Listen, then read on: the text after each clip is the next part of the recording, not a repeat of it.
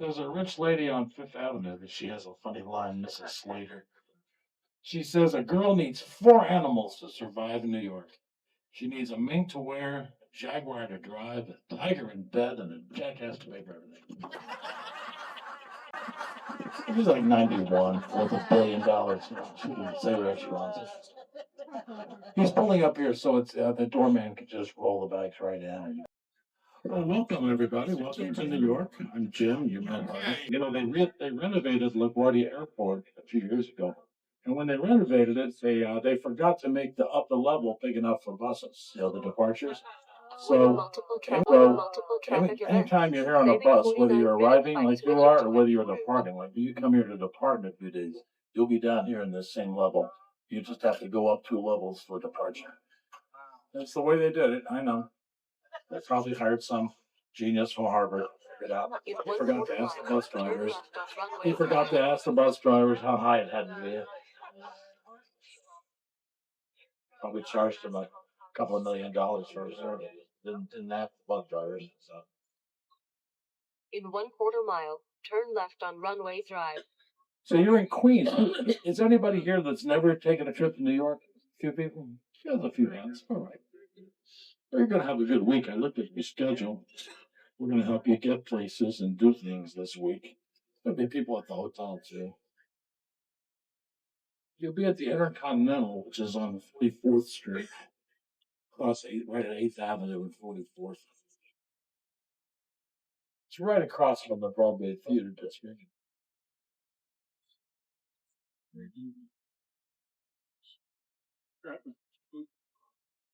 So Jim and I will be with you most of this week, helping to direct you different places. Also, right where you go into the hotel, when you find the elevators, you'll see there are double doors to a room. That's where we're going to gather most of the mornings before we go out on our activities for the day.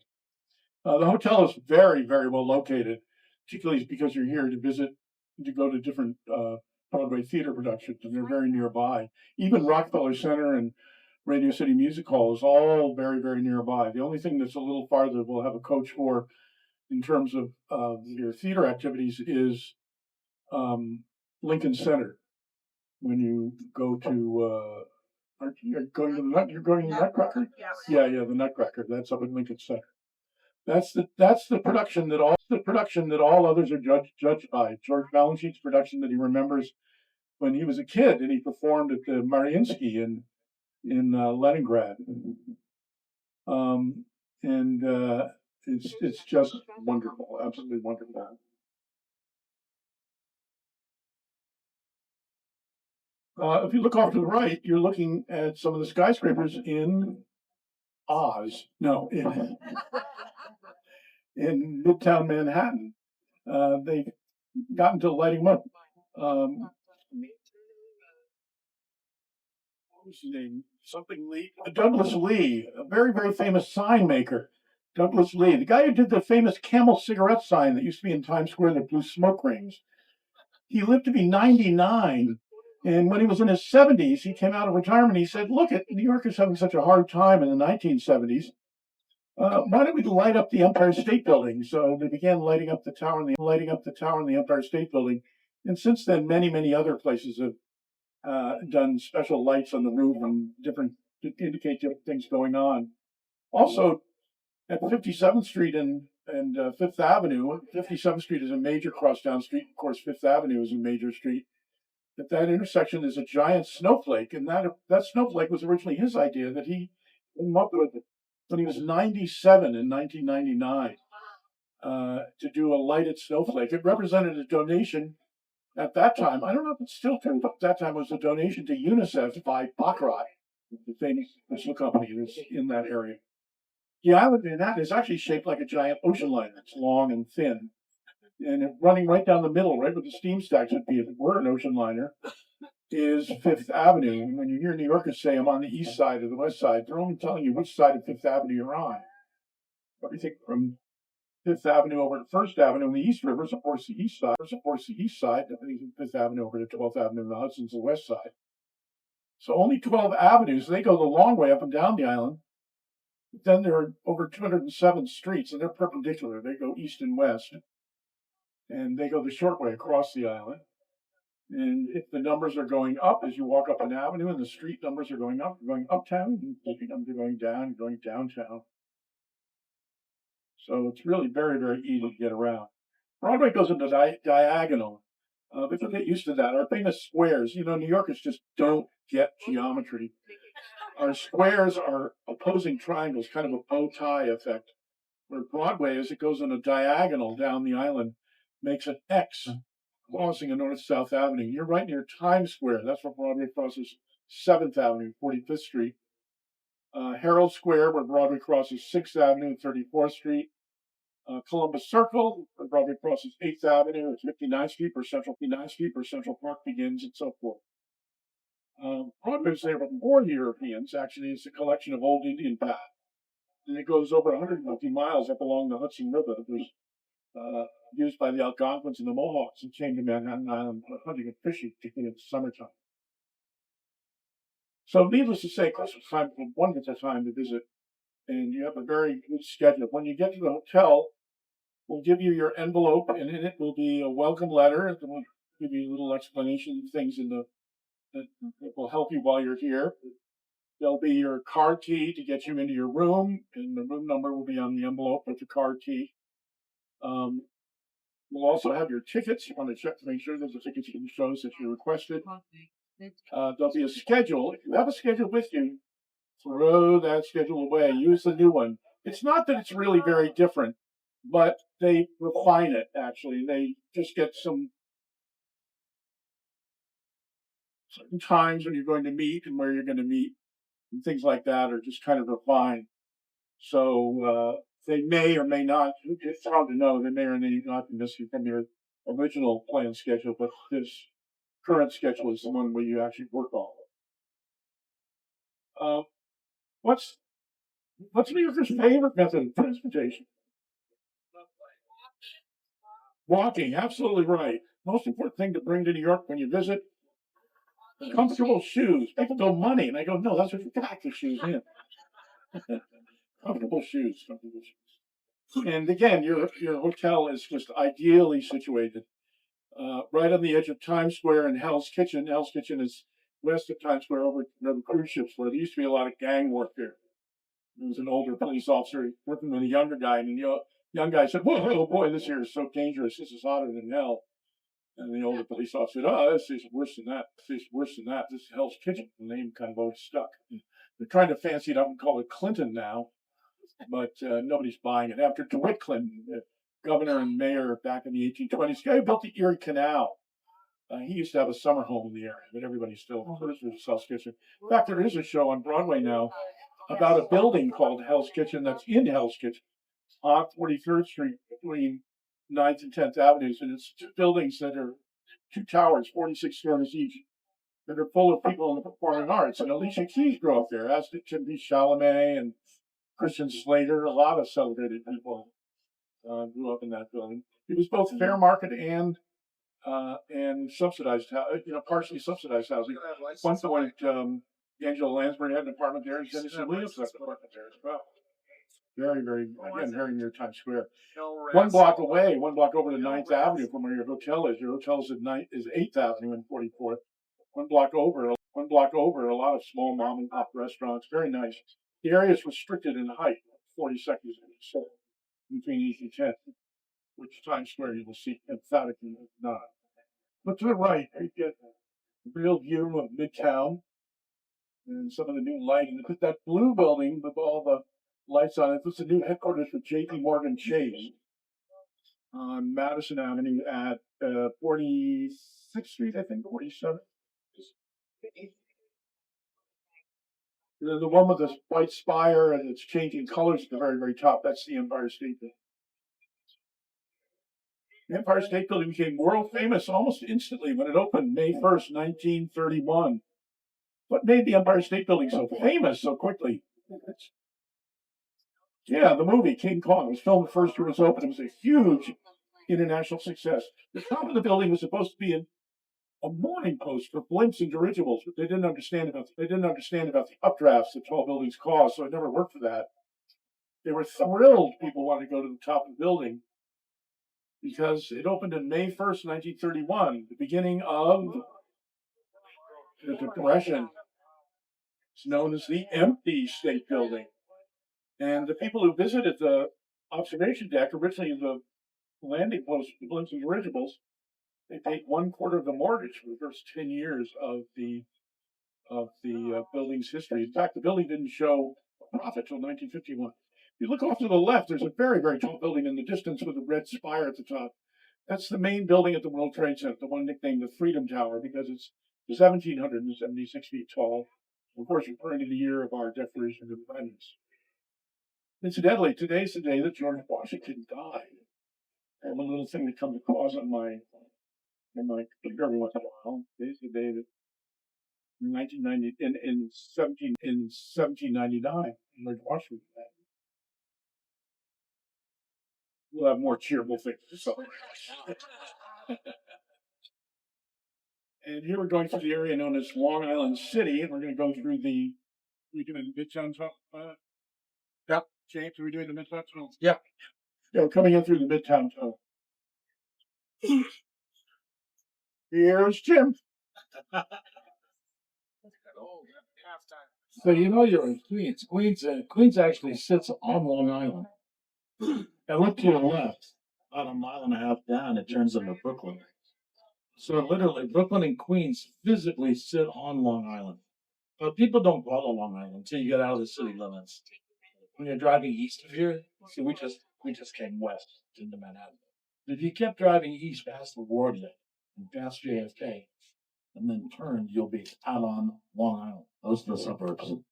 Long Island was potato farms and fishing villages for hundreds of years. Then after World War II, it suddenly sprawled. It became this giant suburban sprawl. Little towns, beach communities. There was a section of Long Island where rich people like to build their homes, and I mean big homes. You know, the homes with indoor pools and outdoor pools and indoor tennis courts and outdoor tennis. You ever see that old movie Sabrina with Humphrey Bogart and Audrey Hepburn? That's the part of Long Island where the people have those kinds of homes. It's the North Shore. It's where Teddy Roosevelt had his house. It's a museum now. But then you keep driving further out on Long Island, like behind us, all the way up to the. Long Island is about 110 miles long and about 30 miles wide. And as I said, it's mostly beaches and everything. But now you got a lot of wineries out there and vineyards, and, very charming. You get way far out though. You hit a bunch of towns about 80 miles out, and they're called collectively the Hamptons. You've heard of the Hamptons. Yeah. You got West Hampton Beach, East Hampton. Got friends in East Hampton, Southampton. Got a friend there.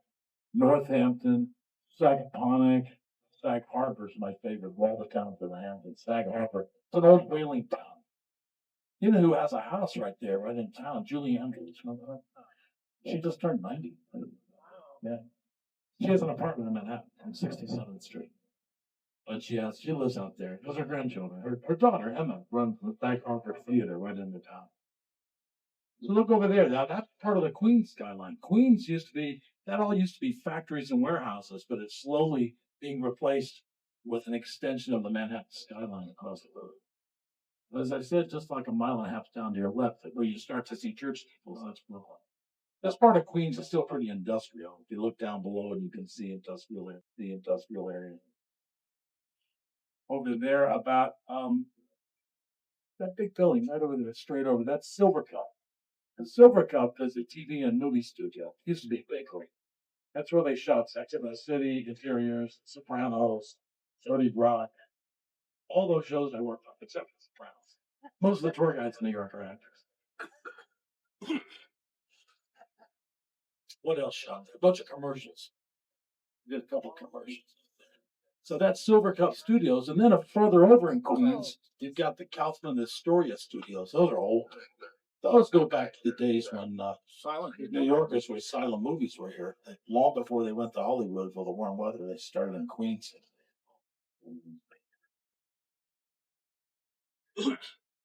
And did a even identify the early voice. The air? Yeah. Yeah.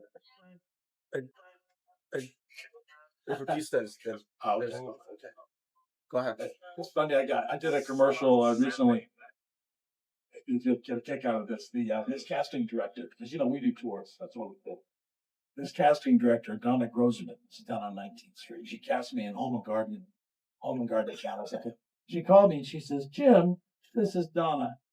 Are you still doing that tour guide thing you do?" I said, "Yeah, Donna, until you make me a star. I'm still doing that. That's how I'm paying the rent." She goes, "Well, that's what I thought." She said, "Mercedes wants to do this commercial. And they want a guy, maybe a couple of guys, just driving around New York in a Mercedes. Just talking about New York. No script. You can do that, right?" I said, "Yeah, I can do that." So I met the Mercedes advertising guy and they hired me. And all we did, we spent 2 days driving around Manhattan with camera crews following us. And our Mercedes, had little cameras. It's like a reality show. Microphones and cameras in the car, camera crew outside the car. And we just drove around for 2 days. BSing. And you'll see it soon. It'll come out there editing. I don't know if that'll play on the West Coast. Oh, yeah, they're national.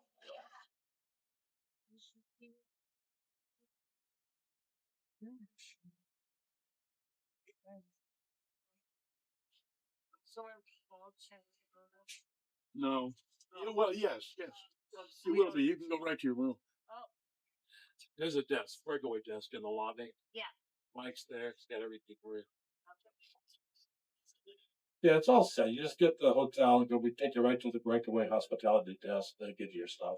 Up you go. Okay. So you're on 44th Street, like Hardy said it, at 8th Avenue.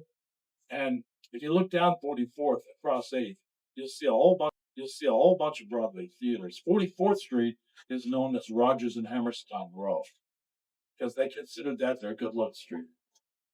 Right across 8th Avenue, you'll see the St. James Theater. That's where Kristen Chenoweth is doing the Queen of Versailles right now. 44th Street, the St. James is where, on a cold March evening in 1943, Rogers and Hammerstein revolutionized musical comedy by opening Oklahoma at the St. James Theater. And then right across the street is the Majestic Theater.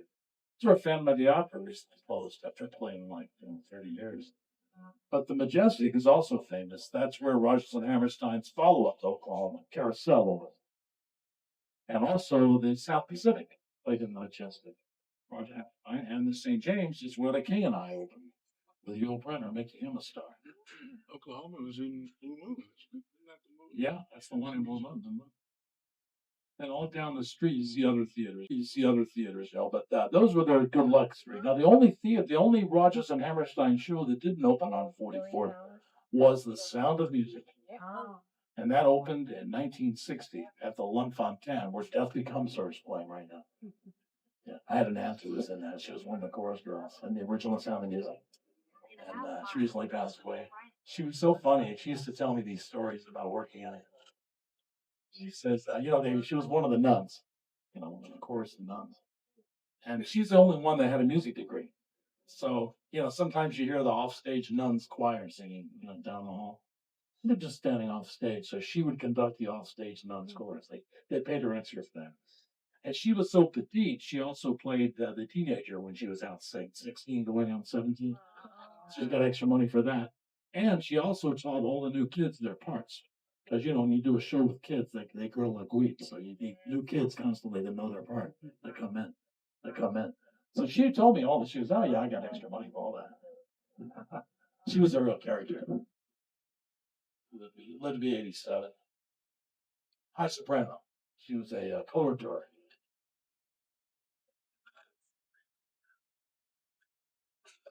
Oh, wow, look at this traffic. It's like bumper to bumper Christmas lights, right? All the way. So the only way to get in and out of Manhattan is either by bridge or tunnel or ferry boat. And that's what we're trying to do, get into a tunnel. So Manhattan, I've already mentioned, Hardy said that Manhattan is long and skinny. It's kind of shaped like this bus. And as he said, right down the middle is Fifth Avenue, east and west, and see, just like the aisle splits your bus. My friend Suzanne, she's this very posh British lady I know. I'm good friends. She used to live on the west side. Now she lives on the east side. She married this rich guy. And so I said, Suzanne, well, how do I tell people the difference in people who live on the west side of Manhattan, people who live on the east side? Because you know the west side's very artsy. That's where Times Square is. That's where the opera is and the ballet. The east side is like old money, big money, you know. So she said, darling, just tell them if you go to a fancy dinner party on the east side, at a lavish townhouse or 30-room apartment, you know, she says, you might have a famous opera singer come and sing for everyone, but then she'll probably have her dinner in the kitchen. She said, if you go to that lavish party over on the west side, she'll sing for everyone, and then she'll sit at the head of the table after a few bravos. He says, that's the difference. The people on the west side, people on the east side write checks.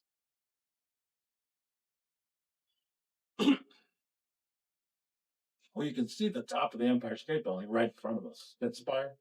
Now, later in the week, it will turn to Christmas colors, red and green, red and green. Yeah, usually it's all white light. Top 40 floors are white light. I'm surprised it's not blue and white for Hanukkah. For Hanukkah, I know. Today starts Hanukkah. Yeah, that they usually change it. Like when the night Frank Sinatra died, it was all blue for Old Blue Eyes. When the Pope was in town, it was yellow and white, Vatican colors. When on Mother's Day, it's yellow and white. On St. Patrick's Day, it's all green. It's red and pink on Valentine's Day. It's like Easter egg colors on Easter. It's they change it all the time. It used to be they had to change it the old-fashioned way, but now they computerize everything. You just push a button and do it. So the Empire State Building has about 16,000 people work there, all different companies, and it has its own zip code, just like the Twin Towers used to in the World Trade. Remember those Twin Towers? Remember those? My last trip to the top was with a group, a bunch of British tourists on Sunday, September 9th. Oh my gosh. Yeah, took them on a bus tour of Harlem, and then we sped down the highway to get them to Sunday brunch at Windows on the World. Last time I saw my friends Jay and Christine that worked there. Yeah, Windows wasn't a breakfast place. That was a lunch and dinner place or brunch. But on that Tuesday morning, the 11th, they opened because a group of about 400 software engineers wanted to do a business breakfast.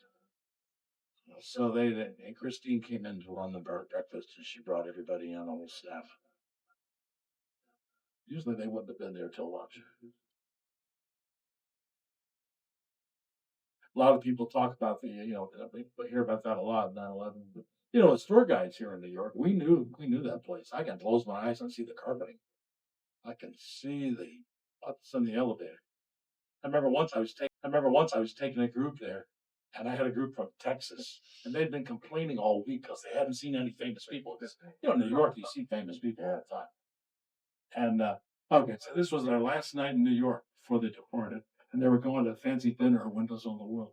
So we're all packed in the lobby waiting for that giant elevator to open. Elevator opens, and we're at the top. And just there's a crowd of people waiting to get on as soon as we get off. And right in the front of the crowd was looking very much the movie star, Sharon Stone. Yeah, in diamonds and evening dress with Governor and Mrs. Cuomo. They're just coming out of a fancy cocktail party. So I turned to my people. I said, there you go. You want a celebrity. There you go. Sharon Stone's like, what? And then, oh God, about a year or so later, I worked in a movie with Sharon Stone. Is she wearing any underwear? Yeah, I had some scenes with her, so we had time to talk off camera, and I told her. She remembered that. We laughed about it. Yeah, the Twin Towers. Tower 1 zip code was 10047. Tower 2 was 10048. Only person I know that survived was my friend Gloria. She told me she came down from the 82nd floor and the emergency stairs. She said it wasn't easy. She said it was like trying to walk down a waterfall because the plumbing had popped out of the walls. Yeah, she said it was just gushing water down the stairs. Washed her shoes off her feet. She got out just before the building fell, drenched and barefoot. I'll think a little something more cheerful. If you look off to the right, you see a bridge in the distance. That's the 59th Street Bridge. The Simon and Garfunkel song, Feeling Groovy. It's known as the 59th Street Bridge song. And they used to live on this side of the bridge, and they'd walk over the bridge over to where Bloomingdale's is. There were a bunch of movie theaters over there, and they'd come into Manhattan for a good time. You could walk across. And actually, there's an island partway across, one of the few islands that's in the East River. The East River is what we're going under if you ever get to the tunnel up here. The tunnel's very zigzaggy because the current's very strong in the East River and it distributes the pressure. The East River is not really a river. The East River is really Long Island Sound. As Jim said, Brooklyn, off to the left here in Queens, where we are now, Brooklyn and Queens are nothing more than the western end of Long Island. Long Island's actually the largest island in the United States. It goes from New York City all the way to Rhode Island. At the end of it is the Hamptons, and then Block Island, the very, very end. This area, again, you can see it's all originally industrial, but a lot of these industrial buildings are now being converted to apartments. It's becoming much more desirable to live over here. Yeah, it didn't used to be. No, it didn't used to be. It used to be very industrial. You see, so much fun.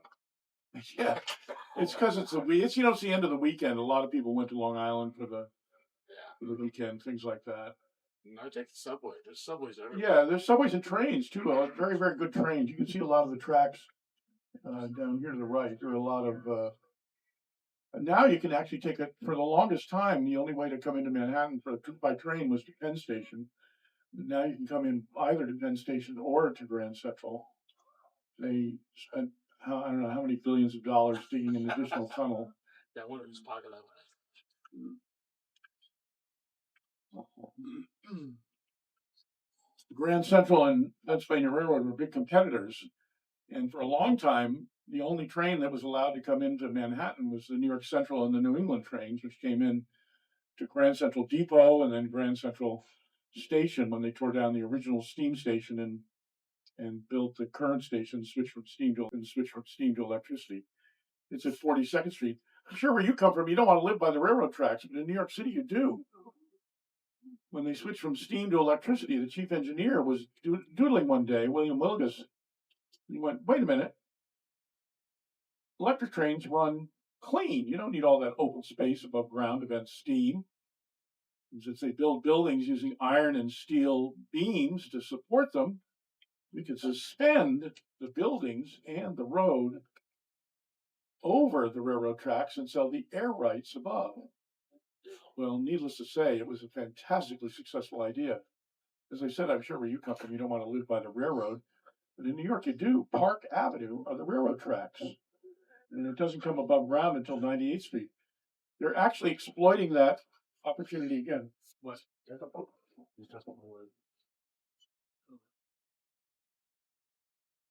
They're exploiting that opportunity again because when they finally got Pennsylvania Railroad finally got permission to eat more drugs for all this traffic.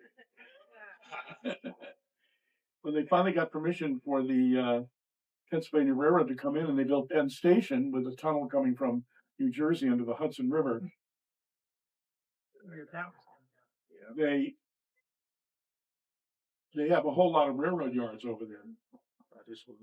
You want me to switch microphones? Yeah. Stuck yesterday. The guy took the stuff away.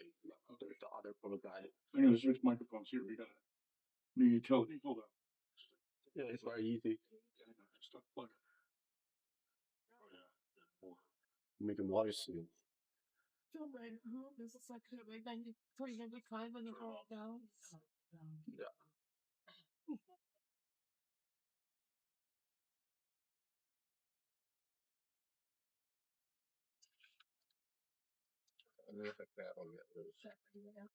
Here we are. Try walking. Yeah, let's try your own. Screw the. This is not. Lift this up. So this will grab the threads. Here.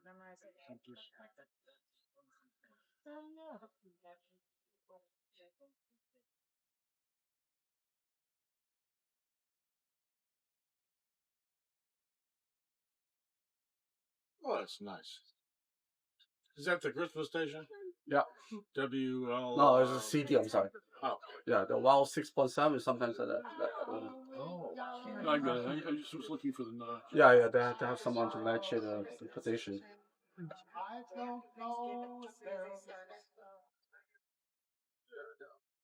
I turn up.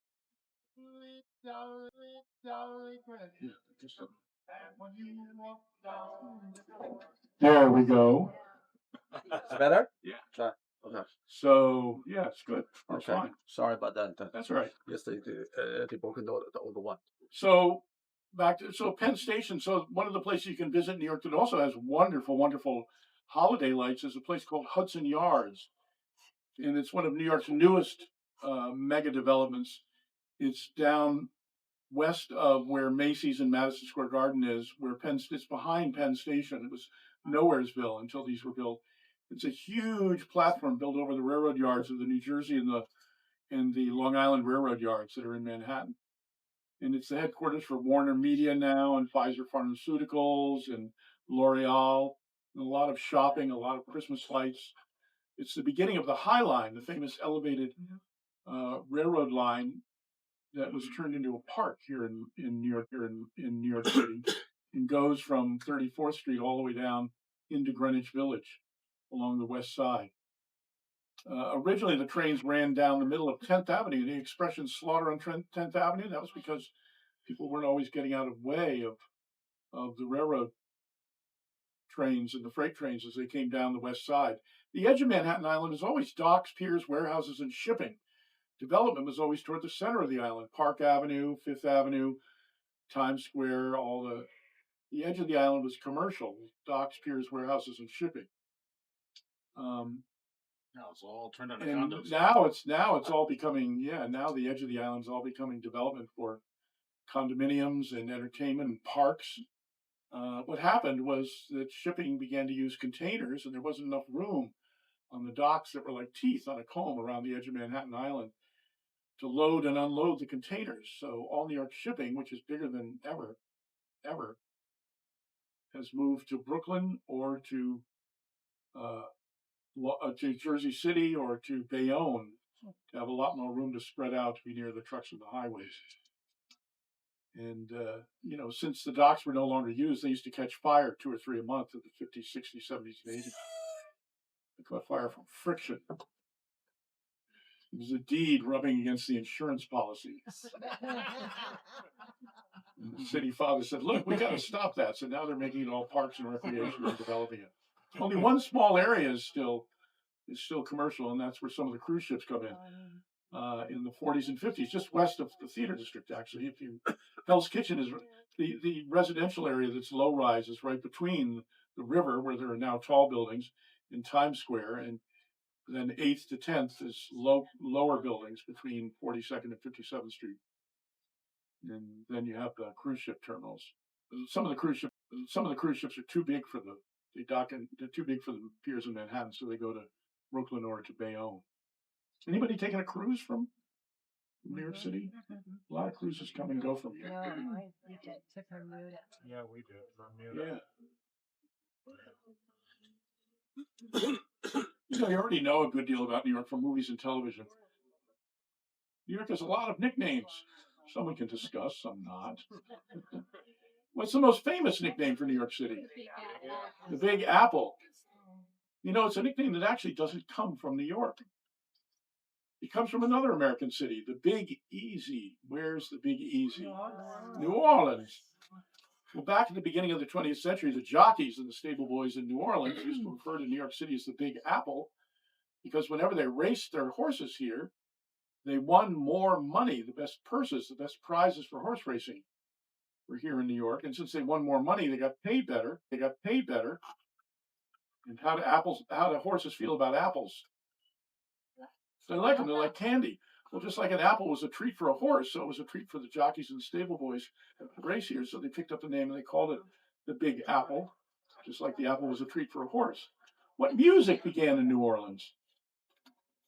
Jazz. Well, those jazz musicians. They used to hang out with the sport and life crowd, and they traveled on river boats up the Mississippi River like the trunk of a tree, and under the tributary rivers like the branches of a tree. Way out on the end was New York, and they also got paid better whenever they performed here. The best nightclub bookings, the best gigs were here in New York. And so they picked the name up as well and called it the Big Apple. There was even a club in Harlem for a while called the Big Apple. There was a dance called the Big Apple. And then finally, the newspaper writers and sports and entertainment popularized it. Oh, let me jump in. I'll just jump in also because remember these performers traveled around. A lot of them were kids from farms, so they used a lot of fruits and vegetables in their slang, not just the apple. Every town they played was an apple, and New York was the Big Apple. The lettuce for cash, right? You've heard that, right? Sour grapes, a lemon, a tomato, beautiful woman. I mean, all these came from these are all fruits and vegetables. You can probably think of a few more. That's part of that whole slang, the jazz performers slang.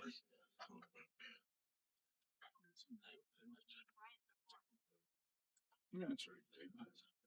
We're almost in the tunnel. I can see it, so that's it. So the island of Manhattan, where we're going, is only 22 square miles, but it's all kept growing because the first Europeans to land here. The city is 400 years old now. The Dutch landed in 1625. By 1626, they had established New Amsterdam, the village. So that's 400 years, and the Dutch built a wall, from river to river, to keep out the invaders. They were afraid of the Indians. They traded with them, but they didn't want to trust them. So they built a wall, went from river to river. And then in the middle of the night in 1664, the British came through the wall to take over New Amsterdam. This was a thriving seaport, They named it New York. Then they tore down the wall and started expanding new streets going north. The first new street was called Wall Street.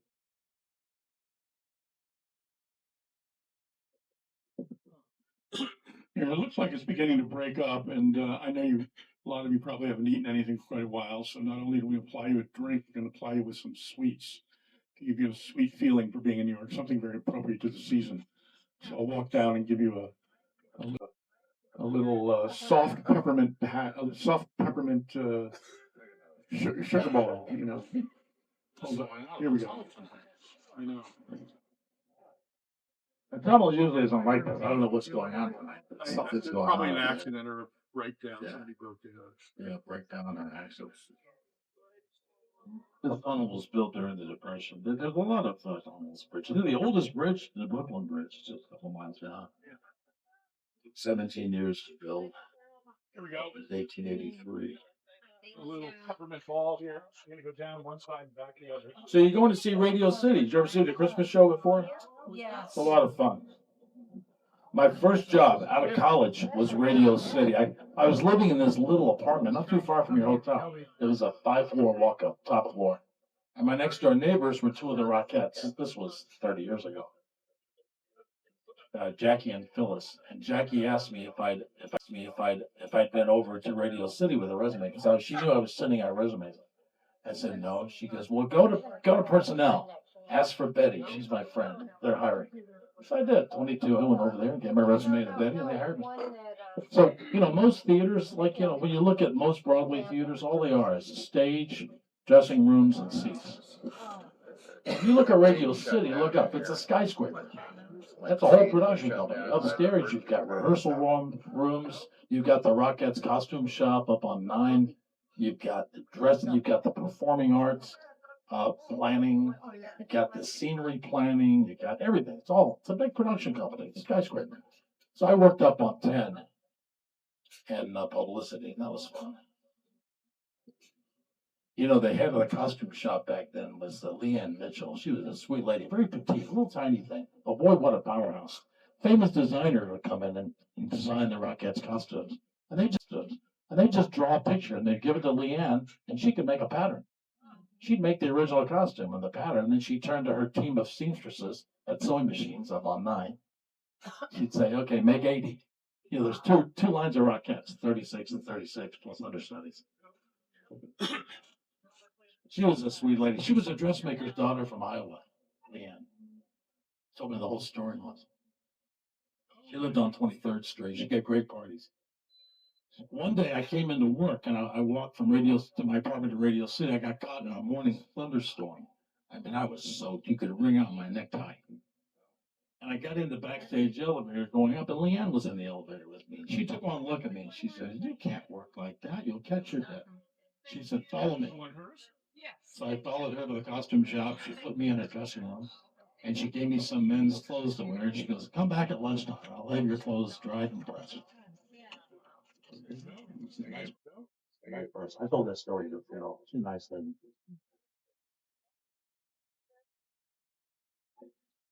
So you know the Rockettes are 100 years old this year. You know they look pretty good, don't they?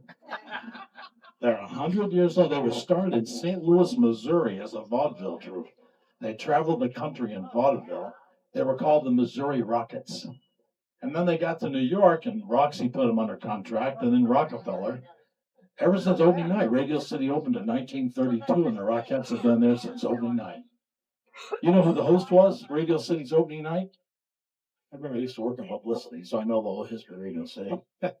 Opening night, the host was Ray Bolger. Remember him? He was the Scarecrow. 7 years later, he would be the Scarecrow in 1939. I can add to it too. In the beginning, Radio City Music Hall was just a lot of vaudeville acts. And this guy named Roxy Rothfeld was running a theater up in Harlem that included a show and a movie, and it was going well. So they invited him down to take over Radio City Music Hall. But in one of the vaudeville acts that was at Rockefeller Center when it first opened was Martha Graham and her company. Yes. And they were very serious and they kept to themselves. And all the other vaudeville performers referred to them as the Graham Crackers. There's definitely an accident. Yeah, it looks like there's one lane up here. How about our great driver James? Don't you think he deserves one of these little sweet candy things? I'm gonna give him 4, one for each cheek. Thank you.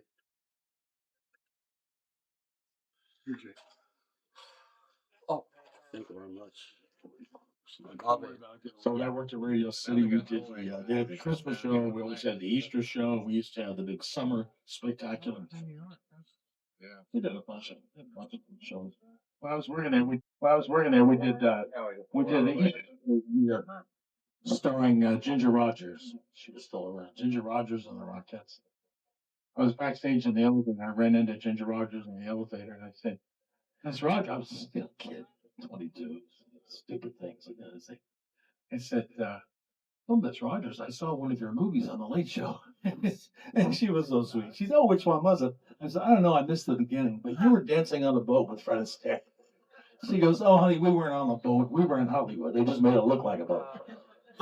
She was really nice. And met, yeah, that's right. The Dragon on the car.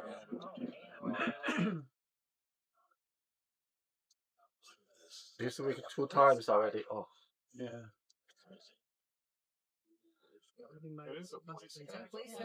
It's a little street theater for you. Met a lot of people working at Radio City backstage. Ginger Rogers, Myrtle Loy, Jimmy Stewart. Tell them this is street theater for them. Hardy says this is a little street theater for you. Okay, finally, movie. let's go. So, you know, Manhattan, nobody says north is south. We say uptown for north and downtown for south. So you'll see, if you come into the city, you'll see the first sign you'll see will be uptown, downtown, Midtown. Yeah, there's been a mess here. There's been an accident. They're sweeping up the block with glass. Somebody just broke in the windshield. Glass eyeball rolled out.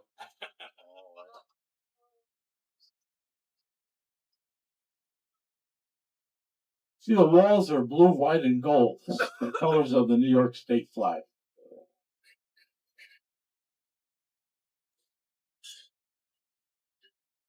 The river's above us. Yes, We're going through. the East River.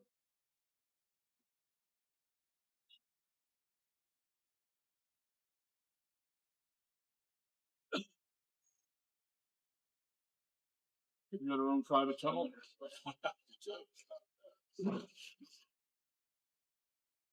So when we come out of Manhattan, we'll be on about East 36th Street in Murray Hill neighborhood. Murray Hill Yeah, I remember Manhattan used to be covered with villages and farms. I know it's hard to believe.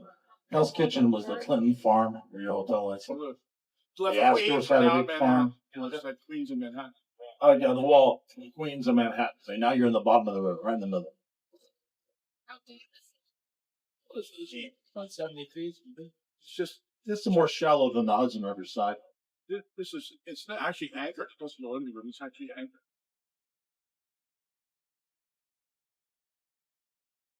Bad current. Well, that's interesting. Yeah, the East River has a very, very bad current. And you see how the tunnel zigzags. That's because it relieves the pressure from all the current. And the tunnel actually doesn't go under the river, it goes through the river. It's anchored to the bottom. That's also true of the Hudson. You know, the island of Manhattan is basically a long, thin piece of granite. It has its own geological name. It was pushed up by the retreat of the Wisconsin glacier that reached all the way down here in the last ice age. When the glacier melted, it pushed up this long, thin piece of granite that we know as Manhattan Island.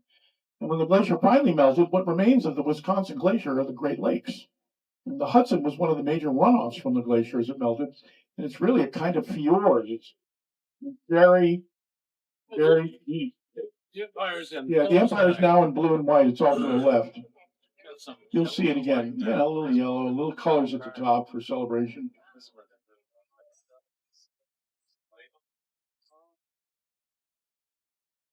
But the Hudson River is really a kind of fjord, and it's tidal. The Native Americans called it the river that flows two ways.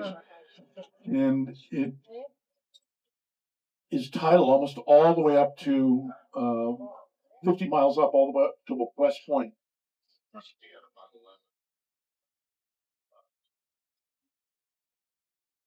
And here we're coming out in 34th Street, I think. Yeah. Well, we'll go out on Macy's. See how we decorate. Yes. Turn right at the traffic light. There's the Empire. Look to the right. There's the Empire State Building. You can go right by it, actually. You don't see it so much when you're right next to it, but it'll be on your left, actually. For a test by the Macy and 670. Yeah. Yeah, Macy's will be on there, right? Okay, so Third Avenue. We make a turn 70 back to the You can 8. do whatever you want. Okay. We'll just talk whatever you think. Okay. Can we go over to 10th? And then Yeah, come that's up? better. Yeah, that's Yeah, better. 10th and then 44 make a right to the 8 before 8. What's it, before 8? You gotta come down 44th, right? Yeah. Right on 44th. 44 and then before the 8, I think. No, it's Yeah, on, yeah. It's between 8th and 9th. Yeah, it's between 8th and 9th. Yeah, he's right. No, you're right. You're right. This bus now also is faster than the right. Yeah. Yeah. It's a lot faster than 40 seconds, that's for sure. Oh, get ready. Let me tell them something. Now we're at Lexington Avenue. Get ready. Once we go through the light, look to your right. Start focusing to your right. And you'll get a glimpse of the Chrysler buildings. Grand Straight up. Central Terminal, too. Yeah, Grand Central and the Chrysler. It's like 10 blocks up.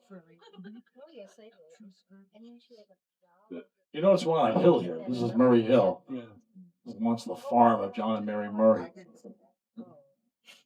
Actually, Manhattan and Algonquin are in one of the Lenape Native American languages. It means island of hills. And it was very, very hilly. Okay, look to your right. And look to the right, you'll see the Chrysler Building was the tallest building in the world for 1 year. It's almost as tall as the Empire State Building, but it's built in a valley, and the Empire State Building is built on the top of a hill. And the Empire State Building is taller. So look to the right.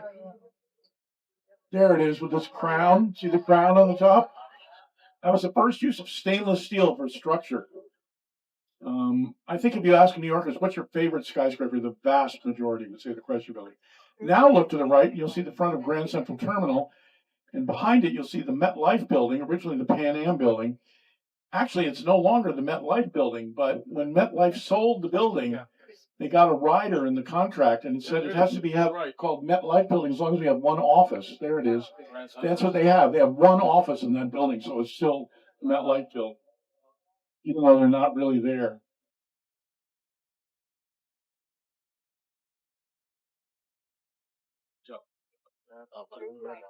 Empire State and then Grand Central. So this is Madison Avenue we're crossing, the advertising world. You know, advertising, that's how they try to get you to buy something you don't want with money you don't have. dozens of ad agencies on. I've done a bunch of commercials for the Madison Avenue people. A lot of agencies up and down Madison. There's the Empire State Building on your left. If you're on the left side of the bus, there it is. It's like right there. Macy's is coming up. It'll be on your right in the next block. Macy's was built by Mr. Macy down on 14th Street in 1858. He died in 1880, and his daughter didn't want the store, so she sold it to the chief clerk and his wife. That was Mr. and Mrs. Strauss. They built this Macy's on Herald Square in 1902, and then they died on the Titanic together. There's a monument to them inside Macy's in gold. They had the same birthday as well as the same death day. You know, if you remember the old couple lying in their stateroom at the end of the movie Titanic, that was supposed to be Isidore and Ida Strauss. Here's Macy's here to the right. These are the famous windows. This is Herald Square. This is 6th Avenue. This is Broadway. Going up, that's Times Square in the distance. Along here, they usually put the Miracle on 34th Street. Yeah, they got it right there. The windows. Yeah, here along here. It's all gingerbread houses. They didn't do it traditionally. That's too No, they bad. did the Miracle 34th this year. One of the windows. Right inside here is a memorial to Isidore and Ida Strauss. They actually, their real life story was very, very. You see these white lights right here? See the plaque on the wall here to the right? Before Macy's was here, this was the theater district. You know, give my regards to Broadway. Remember the Herald Square? Well, and before they moved up to Times Square, they were here. And that plaque says, on this site was the Coster and Bial Vaudeville House. On April 23rd, 1896, in the Coster and Bial Vaudeville House, Thomas Edison showed the first movie. So on the site of Macy's where the first movie was shown. Now, Edison never did anything without a reason. Why did he choose April 23rd? A famous, exactly right. We have a teacher, No, just a Shakespeare fanatic. Shakespeare fan. Yep. Shakespeare's birthday. Also, if you get the British, they also say St. George's Day because he was born and died on the same day, April 23rd. No, I mean, it's not the same year, but same day. And it's also the patron saint. Also the patron saint. Here to the left, here's Penn Station in Madison. Penn Station is almost all underground. It was a spectacular building. It resulted in our first landmarks preservation law, and they tore it down. But you'll see this round building. Oh, and on top of what was Penn Station, since all the tracks were underground, they built Madison Square Garden, which again, with New York's usual geometric confusion, is round.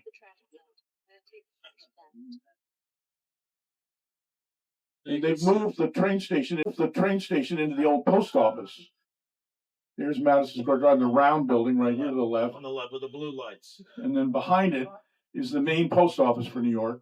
But again, wherever you had a major train station, you always had a major post office because that was how the long distance mail went. And the post office is, of course, also over the railroad tracks.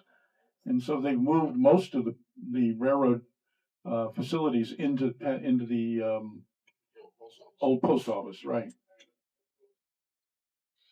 In New York, there where Nikola Tesla died. Yeah, Nikola Tesla died in this building here, the New Yorker Hotel. Look up there. There's the hotel is actually up there where all those lights are.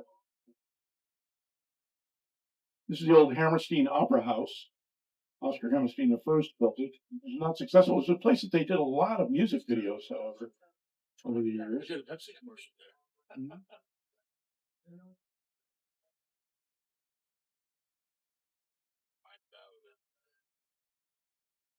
This is my first residence in New York. I lived at the Y. Really? They had this one? Yeah, Now it's condos. yeah, on McDowell. All this stuff. McBurney Y. No, it wasn't the McBurney Y. No, it's Sloan. Sloan, yeah. This is, Oh, the next goes to Jersey. yeah. This is where the Lincoln Tunnel comes out, or you can go into Lincoln Tunnel. Here, these are the railroad tracks underneath us that go up the west side of the island that become the High Line just down here. Or it used to become the High Line. Now they go to Penn Station. Then the freight line was actually raised above ground. This is look at this guy. Yeah, it's like he couldn't pull over. I mean, There are a lot of area job in the city. yeah. Hudson Yards. This is, yeah, here's Hudson Yards. I was saying about all the lights. Look at the lights. Look at the lights inside. But this is the dark side, believe it or not. With all these lights, they seem very spectacular. But you should see the other side. It's even more spectacular.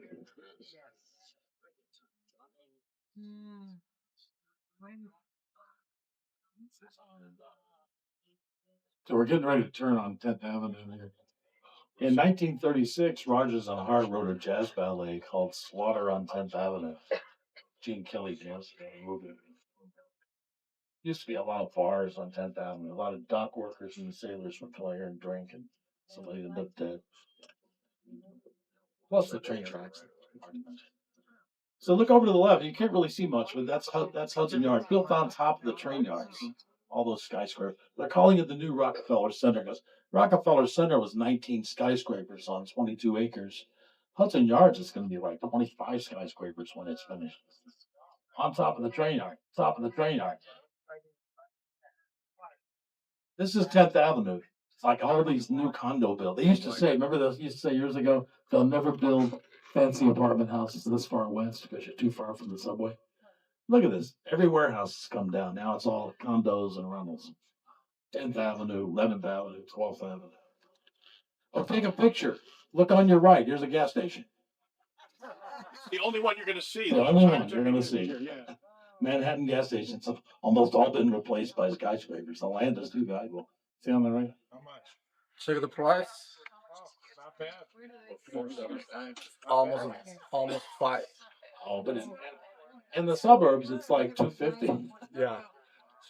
Queens That's to 80. that's Manhattan prices. Cheaper than California. Queens to 81. So these are all the lanes going down into the Lincoln Tunnel right here. See the bridge? See the bridge right in front of us? That bus coming down, he's going down to the Lincoln Tunnel. And there we are. We're just going to head down to your hotel. Your hotel's just like 2 blocks up and 2 blocks over.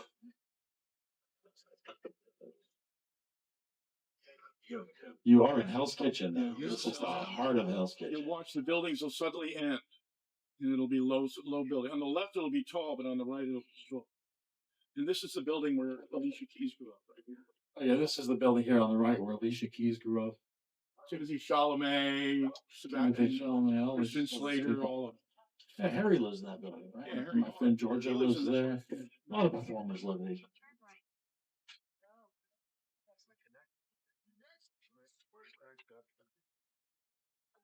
Where's the great hotel? Where's he live? Soho. No, he lives down on Creek Street in Soho, yeah. We're gonna go right by the actor's studio. Oh, yeah. He lives on like a $3 million loft down on Green Street. Yeah, that is. So we're gonna make this is 43rd Street goes left. The odd numbered streets go west. The even numbered streets go east. The way you remember it is even east, odd New Jersey. That's good. There are a couple of double width streets that go both ways. The famous ones, 42nd, 57th, 34th. But for the most part, the streets go one way or the other. It's a good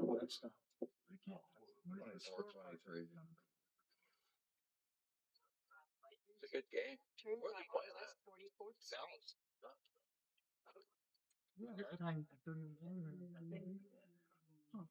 Playing well. Yeah. You see off to the right here, these are all low-level buildings, all the way to 8th Avenue, and on the left, they're taller, going over to the river, 12th Avenue. This is 10th, only 2 more blocks. And we're gonna go right by the actor's studio. It's 1/4 mile. Drive at 300 West 44th Street, New York. It's the white painted front building. It's an old church coming up here on the right. There's someone getting out on the wrong side, wants to be an organ donor.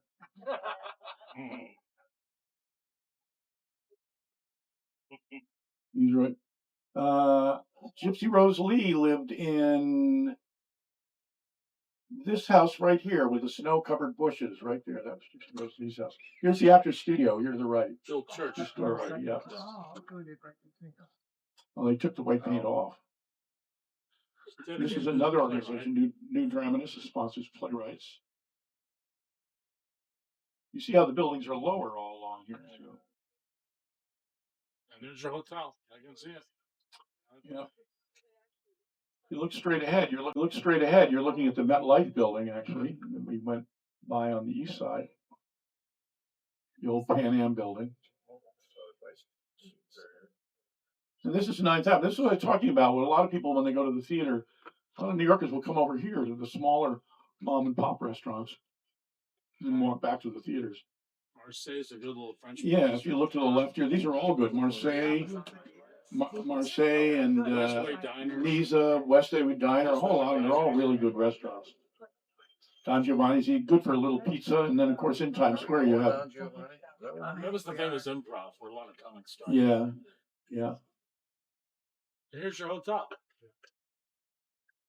See straight ahead all the Broadway theaters, Rogers and Hammerstein Row. Right. This is great. Yeah. So the hotel will take your luggage up to your room if you want, but if you want to grab it and take it in, that's perfectly all right. Sometimes that's a little faster. And the doors,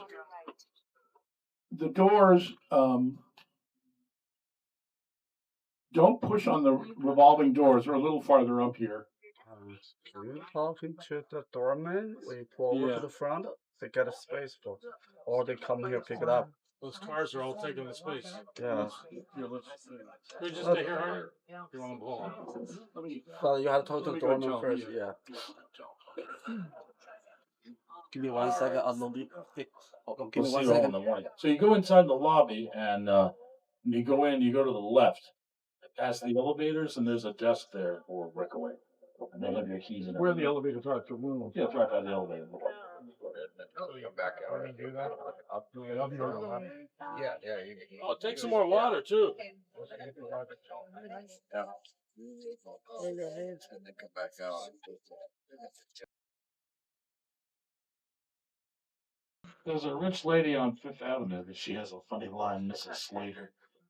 She says a girl needs 4 animals to survive in New York. She needs a mink to wear, a jaguar to drive, a tiger in bed, and a jackass to pay for everything. She's like 91, worth $1 billion. She can say what she wants. He's pulling up here so it's the doorman can just roll the bags right in. You might want to take it.